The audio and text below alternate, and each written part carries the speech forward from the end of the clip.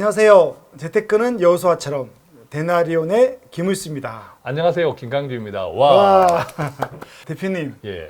경제가 예. 요동치고 있고요. 예. 경제가 불안합니다. 예. 많은 분들이 참 불안해하죠. 그죠? 네. 예. 경제가 어떻게 될지. 사실은 거품이 터진다, 버블이다 이런 이야기는 최근의 이야기가 아니라 네. 지난해 가을부터 그렇죠. 그죠? 예. 꾸준히 왔습니다. 음. 그래서 오늘은 우리가 요즘같이 불안한 때에 정말 하나님의 성경의 말씀의 네. 관점에서 어떻게 지금 경제, 요동치는 경제를 음. 이해하고 해석하고 또한 준비해야 할까? 아, 뭐 주식을 언제 빼고 다시 넣고 이런 타이밍 잡아주는 게 아니네요. 예. 네. 뭐 이것도 이제 유추해서 적용할 수는 있으나 네. 그것은 이제 개인의 문제인 것 같고요. 음. 지금 요즘 이제 경제를 생각하면 저는 한마디로 되돌림의 고통, 되돌림의 고통. 예, 이라고 생각을 합니다. 이 되돌림의 고통은 돈이 풀렸다가 그렇죠. 유동성이 이제 없어지니까 우리가 코로나 때문에 네, 네. 엄청난 돈을 그냥 미국은 윤전기로 네. 달러를 찍어냈잖아요. 맞아요. 미국은 부럽습니다. 그럴 수 있는 나라니까. 네. 뭐 기축 통화니까. 그렇죠. 네네. 그래서 그 돈을 한국도 마찬가지고 음. 우리가 영끌이라는 것도 그 네. 때문에 생긴 또 말이잖아요. 네, 벼락부자, 네, 네. 벼락거지.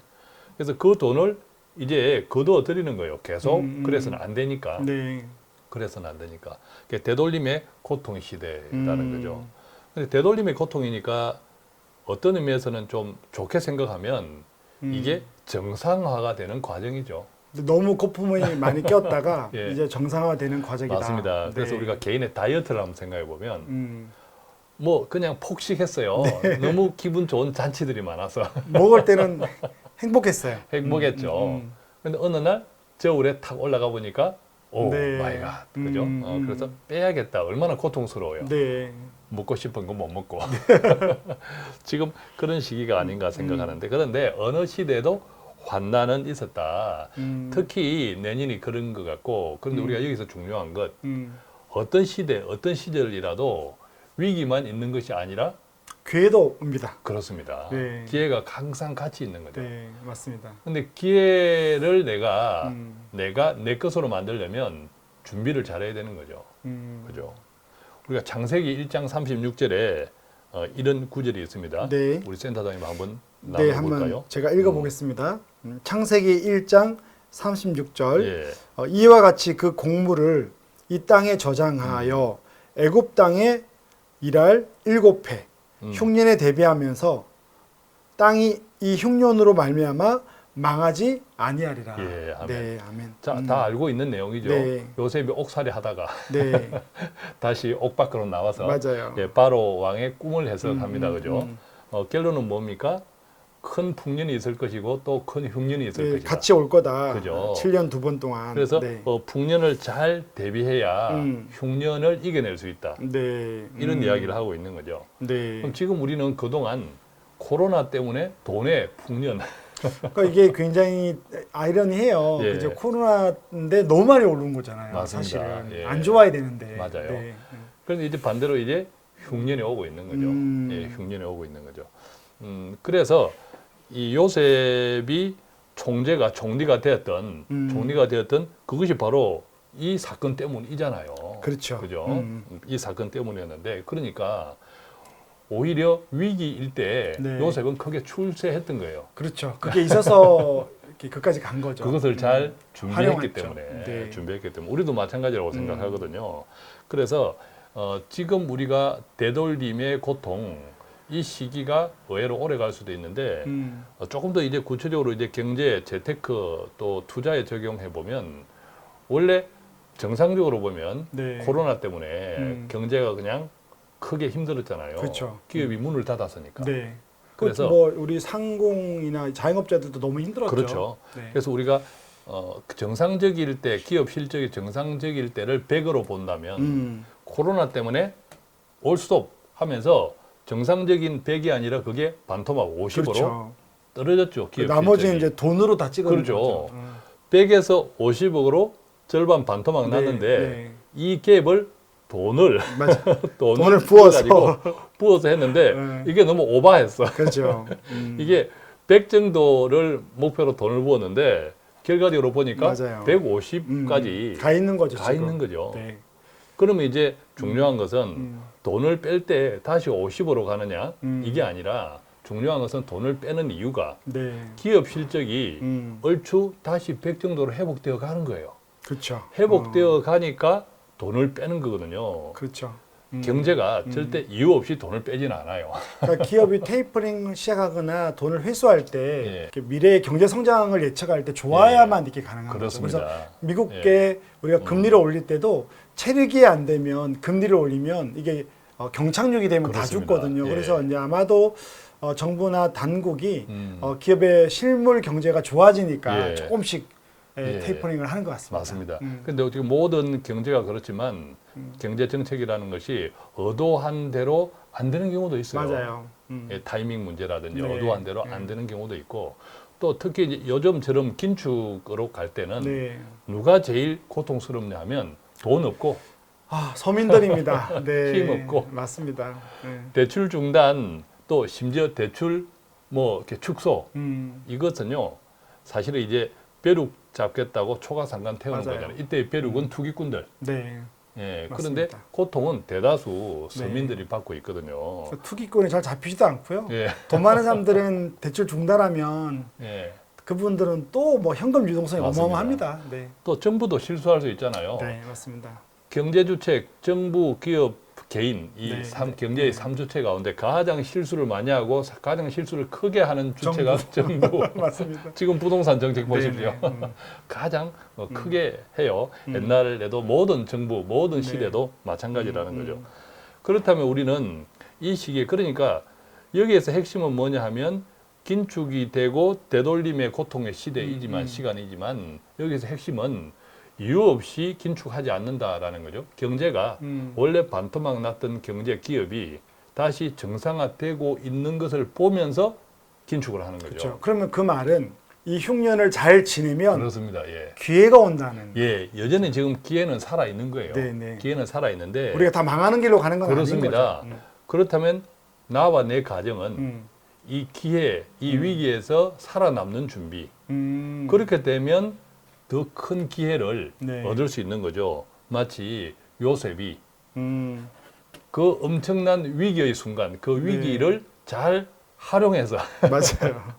총리가 된 것처럼. 그럼 지금 중요한 것은 예. 먼저 우리가 살아남는 거. 맞습니다. 네, 예, 그러면 지금 한마디로 돈의 전쟁이라는 거죠. 전의 네, 전쟁. 맞습니다. 돈이 확 들어왔다가 돈이 확 빠지면서 다 나가고 있으니까. 그죠? 네. 우리한테는 지난 한 1, 2년 동안 너도 나도 돈에 익숙해 있는데 네. 이게 빠지니까 갑자기 살을 빼야 되니까 그럼 결국 이제 돈의 문제로 오는 거죠. 근데 그 많은 돈을 다 찍었는데 우리들한테 온 것 같지 않아요?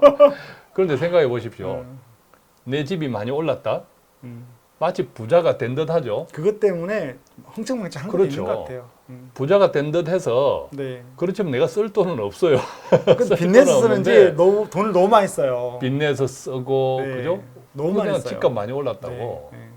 그런 것에 우리가 거품에 우리도 지금 습관화되어 있는 거죠. 이것 제가 그 이것들을- 참조틀에 올랐다고 하는 거죠. 예, 기준점이 예, 너무 많이 예, 올랐어요. 이것들을 지금 우리도 정부가 긴축하듯이 우리 가정도 빨리 정부보다 빨리 긴축해야 돼요. 그러네요. 그렇죠. 연착륙의 어떤 뜻입니까? 연착륙은 힘없고 돈 없고 서민들을 고통스럽게 하는 것이 네. 연착륙입니다. 네, 네, 네. 이걸 잘 이해해야 돼요. 네. 그럼 우리가 기회를 만들려면 최소한 몇 가지의 행동을 해야 하는데 자, 그러면 네, 기회를 만드는 그 최소한의 행동이 그렇습니다. 있다고 했으니까 예, 예. 오늘 네 가지로 예. 준비했습니까? 네. 그래서 결론은 정부가 긴축하듯이 네. 전 세계 정부가 긴축하듯이 우리가 먼저 긴축해야 되는 거죠. 오케이. 그럼 첫 번째 예. 첫 번째 아무래도 빚을 갚아야겠죠. 무슨 돈으로? 이런 경우도 있죠. 내가 집을 샀는데 빚이 굉장히 많아. 네, 주담보대출. 네, 네, 네. 또 뭐 또 다른 데서 끌어와서 네. 집을 사서 그러면 지금 집을 파는 것도 저는 그 중에 하나의 방법이라고 생각해요. 그러면 빚이 확 줄어들고 또 상당히 집값이 비싼 내가 분명히 살 때보다 너무 많이 비쌌다면 올랐다. 그죠? 뭐 이런 것도 한번 생각해 볼 수 있는 거죠. 그러겠네요. 이게 무조건 파는 건 아니지만 음, 주담보가 너무 높고 대출 이자가 그렇죠. 높아서 너무 네. 어려우면 맞습니다. 뭐 다음에 기회를 보고 또 계속 비용은 증가할 거잖아요. 금리가 오르면. 그죠? 예, 그래서 내 빚이 늘어난 이유가 무엇일까?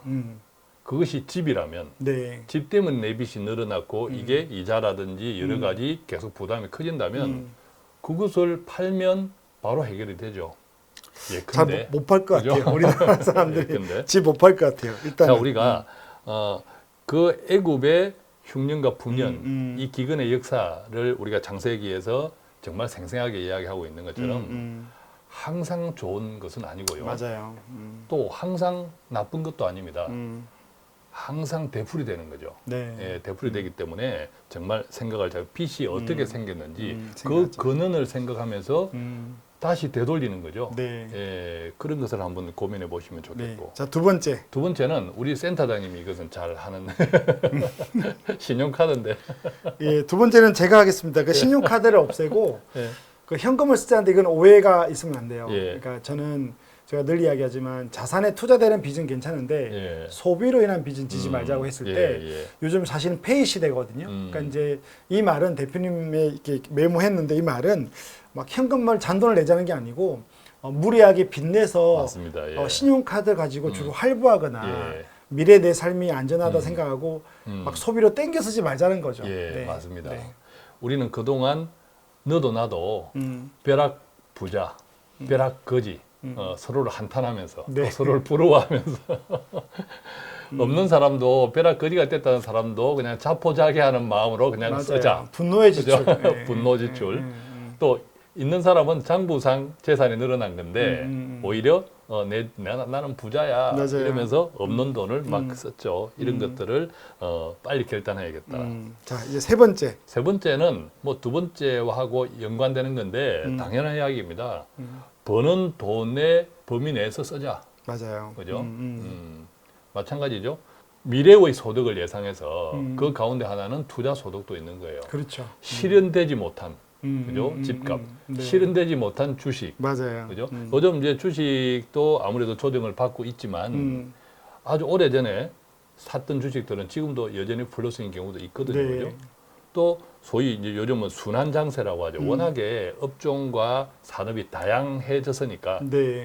다 떨어지지는 않아요. 오히려 떨어지는 가운데서도 상한가 종목도 그렇죠. 있고, 네. 그죠? 개별 종목 다르죠. 네. 예, 그렇기 때문에 어쨌든 그 가운데 내가 아직도 내가 버는 돈을 초과해서 쓰고 있다. 그 이유를, 그 원인을 자꾸 이제 생각해 보면 네. 뭔가 생각 속에 거품 자산이 있다는 거죠. 그렇죠. 그게 집이든 예, 주식이든 또 뭔가 나름대로 내가 이런 일을 해서 더 많이 벌 수 있을 거야 하는 자신감이다. 그렇죠. 그래서 그것도 막연한 크죠. 자신감. 예, 그래서 결론은 소득 범위 내에서 정말 지출하자라는 거죠. 뭐 저도 이제 요 근래 이제 내년에 이런 거에 대해서 막 그 가족들하고 이야기를 하거든요. 예. 그래서 뭐 아이들을 주면 우리도 이제 지출을 왜냐하면 여기에 저희도 포함되거든요. 우리 모두가 여기에 노출되어 있고 이 방송을 듣는 분이나 저희들이 뭐 어마어마한 자산가도 아니고 예. 그러다 보니 함께 줄여야 되는 서민들이거든요. 그래서 이제 저희는 그랬어요. 작년 코로나 전에도 어떻게 했는가 하면 아이디어 드릴게요. 가족들에게 택배 안 오기 운동, 택배 안 오는 운동, 외식 줄이기 운동, 외식 줄이기 예, 이런 것들을 그냥 하지 말자기보다 이렇게 정하는 거죠. 1년만, 3개월만 짜잉 택배를 없죠. 줄이자. 그래서 더 힘들어졌네. 또 먹을 거 먹는데 어쩔 수가 없어요. 내가 살아야 나중에 내가 또 예, 남들을 도울 수 있으니까. 맞습니다. 그래서 예. 아이들을 좀 내보면 좋겠고 이거 할 때 또 제가 좀 이야기하고 싶은 건 지출을 줄일 때 반드시 돈은 가족으로 쓰고 관계로 쓰거든요. 예. 그냥 숫자만 줄이지 말고 야 오늘 못 먹어가 아니고 그거 안 먹는 대신 우리는 덜 먹거나 작은 거 먹어도 어떻게 기쁘고 맛있게 먹을지를 예. 창의적으로 생각하는 예. 경제를 만들자. 예. 이걸 좀 말씀드리고 싶어요. 예, 그렇습니다. 그리고 이제 마지막 정말 중요한 것. 네 번째. 우리가 그동안 소위 영끌 네. 영끌한 그 대상이 뭐였습니까? 대상 자산이 주로 뭐 부동산, 주식, 또 주식, 네. 심지어 비트코인. 네, 암호화폐까지도. 네. 지금 주식 계좌가 지난 1년 동안 엄청나게 주식 계좌 신규 계좌가 늘었잖아요. 네. 그 가운데에서 2030 우리 청년들 다 큰 자녀들 2030의 비중이 가장 커요. 주식 계좌가 엄청 늘었어요. 맞습니다. 네, 작년에. 근데 그 계좌의 잔고를 보면 그닥 큰 돈도 아니에요. 왜냐하면 2030이 무슨 큰 돈이 있어요. 그죠? 그 잔고 금액이 뭐 그냥 아주 많아야 네. 아주 많아야 그냥 기껏 네. 한 1, 2천. 네, 뭐 그게 큰 돈인데 그죠? 어쨌든 주식 시장으로 볼 때는 작은 돈이죠. 상대적으로 보면. 네. 그래서 그 돈도 또 마이너스 통장. 그 돈조차도 신용 쓰는 분도 있어요. 예, 신용. 다 마통 빌리고. 그렇죠. 네. 마통. 이런 경우가 많거든요. 음. 그래서 이런 그것도 위험 자산에 투자한 거죠. 사실 네. 부동산도 우리가 위험 자산의 대표를 주식이라고 하는데 주식형 자산. 사실 부동산도 마찬가지로 생각해요. 너무 과하면 위험한 거예요. 네, 맞아요. 그리고 지금 저희가 볼 때는 음. 또 많은 전문가들이 볼 때는 지금 부동산도 너무 과한 네. 수준에 와 있는 거예요.